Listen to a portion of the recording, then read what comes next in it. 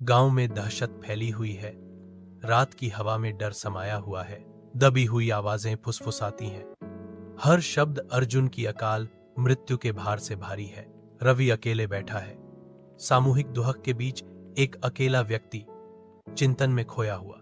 वह अर्जुन के अंतिम क्षणों के टुकड़ों को एक साथ जोड़ने के लिए संघर्ष करता है। रवि के मन में संदेह छा जाने से एक गहरी बेचैनी छा जाती है। वह इस बात से सहमत नहीं है कि अर्जुन की आत्मा को उसका उचित आराम मिल गया है, जिससे वह बेचैन है।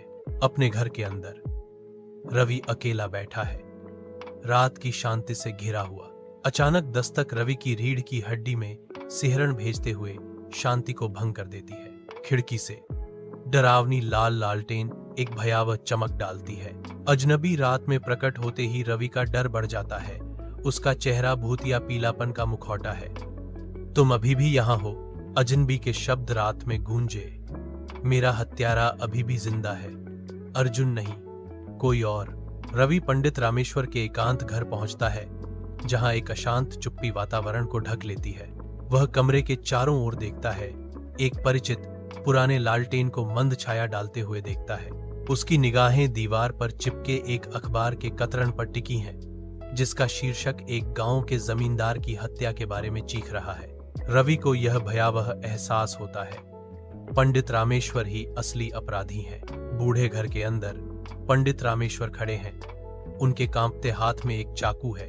रवि अंदर घुसता है। उसकी आवाज कमरे में गूंजती है, क्या तुमने उसे मारा? पंडित रामेश्वर की आंखें डर और विरोध से चमकती हैं, क्योंकि वह कबूल करता है, हाँ, उस जमींदार ने मेरी जमीन जब्त कर ली। मैंने उसे खत्म कर दिया। पंडित रामेश्वर स्वीकार करते हैं। उनकी आवाज यातना से भरी हुई है, लेकिन उसकी आत्मा मुझे चैन नहीं लेने देती। पंडित रामेश्वर अपराध बोध से ग्रस्त फुसफुसाते हैं। पंडित रामेश्वर के घर की धुंधली रोशनी में एक लालटेन जलती है। उसकी रोशनी कमरे को एक बेचैन चमक से रंगती है। एक अजनबी की छाया दीवारों पर फैलती है, क्योंकि वह प्रकट होता है। टिमटिमाती रोशनी में एक भयानक संकेत। अजनबी की पकड़ पंडित के हाथ पर कस जाती है, क्योंकि वह घोषणा करता है, अब तुम्हारा हिसाब पूरा हो गया है। पंडित की चीखें रात को चीर देती हैं, फिर अचानक बंद हो जाती हैं, जिससे उनके बाद एक अशुभ चुप्पी छा जाती है। रवि पीछे मुड़कर देखता है।